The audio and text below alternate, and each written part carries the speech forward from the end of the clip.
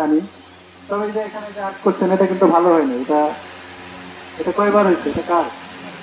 দুইবার। এটা লাইন টাইন নাই, কিছু নাই, এটা মানে ভালো হয়নি। এটা দেশি দেশি আদমির আগে শক্ত আছে দেখি। এটা ঈশ্বর দিয়ে হলো। আচ্ছা, এটা পুরাতন গাছ। এটা গুড় ভালো হয় ভাই, গুড় ভালো হয়। গুড় ভালো হয়। তো যাই হোক, আমরা একটু কথা বলি। আর্ট উৎপাদন দিলে আমাদের যেটা সবচেয়ে দরকার, এটা হচ্ছে মানসম্পন্ন বীজ দরকার। ঠিক আছে? আমরা সাধারণত কি করি, বীজটা কিভাবে রাখেন আপনারা একটু আইডিয়া দেন আমাকে। বীজ পান করি নাকি উপরে তো কাটি নেই, আর একটা আগের ক্ষেত্রে আগাছা? আগের আমি লাগাইছি পুরোটা কাটি নেই। আচ্ছা আচ্ছা আচ্ছা, মানে বেশিরভাগ আগে করে না, সেহেতু পুরো টাকা থাকে, তাই না? রঙ আগাটা কোন মাসে কাটেন? একের বয়স তখন কত থাকে? বৈশাখ 1 বছর। আচ্ছা, আখের একটু যদি কথা বলি, আখটা হচ্ছে আপনাদের এমন একটা ফসল, এটা যখন 10 মাস সময় হয় তখন তার মধ্যে চিনি জমতে শুরু করে, এবং চিনিটা জমে কোথা থেকে? নিচ থেকে। ধীরে ধীরে চিনি জমবে, ধীরে ধীরে উপরে যাবে। ঠিক আছে? এখন আমরা বলি যে আপনি যদি পুরা একটা বীজ হিসেবে করতে চান, তখন আপনার 9 থেকে 10 মাস বয়সের আখ কিনতে হবে। ঠিক আছে? তাহলে আপনি পুরা একটা থেকে বীজ নিতে পারবেন। ঠিক আছে? বীজ সবচেয়ে ভালো হচ্ছে 2টা চোখ সহ বীজ, তাই না? আপনি কত চোখ করেন? 2টা 3টা করলে কিন্তু এটা 3টা কি কেন ক্ষতি? আপনাদের নাকের মধ্যে একটা বিষয় আছে, আপনি যখন একটা লাগাবেন এথিক্যাল ডমিনেন্স আছে। আপনি যখন একটা লাগাবেন তখন সেটা যে এনজাইম গুলো, হরমোন গুলো সব দুই পাশে যাবে। যে দুইটা প্রথমে একটা করে যাবে, তারপর আরেকটা করে যাবে, এবং মাঝখানে কোনো হরমোন থাকবে না। এই জন্য মাঝখানেরটা পুরোপুরি কিন্তু মাঝখানের চোখটা লস, এটাতে কখনোই গাছ হবে না। ঠিক আছে? এই জন্য 2টা করলে তাহলে 2টাই গজানোর সম্ভাবনা আছে। এবং আখের যদি 3টা দেন তাহলে দেখবেন যে 50 ভাগে 40% মাত্র গজাবে। ঠিক আছে?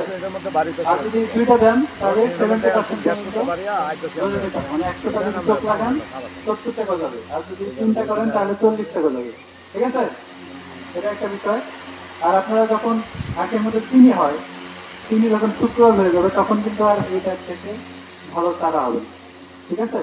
এই জন্য অনেকে করেন যে উপরের অংশ নেন, উপরে আবার চিনি কম থেকে, সেক্ষেত্রে হয়তো হয়, মানে সেক্ষেত্রে উপরে 3 ভাগের 1 ভাগ নিতে হবে। ঠিক আছে? এবং এটা অবশ্যই চারাটা শোধন করতে হবে। কিভাবে শোধন করেন? শোধন করেন? করেন না? আচ্ছা আচ্ছা। আমরা একটা গবেষণা দেখছি, যদি আপনি মানসম্পন্ন বীজ ব্যবহার করেন তাহলে আখের উৎপাদন 20 থেকে 25% বেশি হবে। ঠিক আছে? এটা কিভাবে আমরা পাবো? আপনাদের আখের যে লাল পচা রোগগুলো হয় না, লাল পচা, তারপর হচ্ছে একটা আছে কি, ভিতরে একদম পুরোটা ফাঁপা হয়ে যায়, লাল হয়ে, এরকম হয় না? হ্যাঁ, লাল হয়।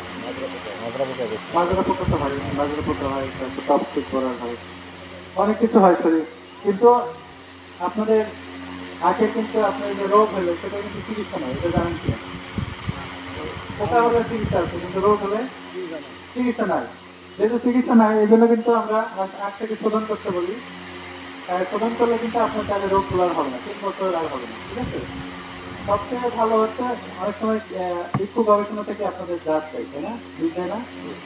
একটা চারা বীজ দেয় না, ওই যে পল্লীবাগে কেউ পাইছেন এরকম? ওই জন্য পাইছে। কবে পাইছিলেন? রুল বাই পাইছে আবার। হ্যাঁ, গত বছর। রুল বাই ঠিক আছে। এটা কি জাতের?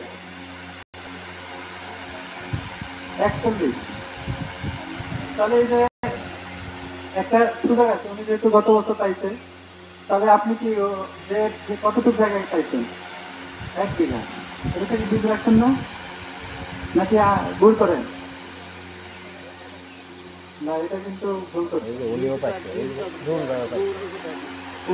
ওনাদের যে বীজটা দিচ্ছে এটা হচ্ছে MSAP ট্রিটমেন্ট, মানে ওটা হচ্ছে একটা যন্ত্র আছে, এখানে গরম বাতাস এবং পানি সহ এমনভাবে ট্রিটমেন্ট করা, এই যত রোগ আছে এখন সবগুলো রোগ আর এখানে জীবাণুটা মারা যায়। ঠিক আছে?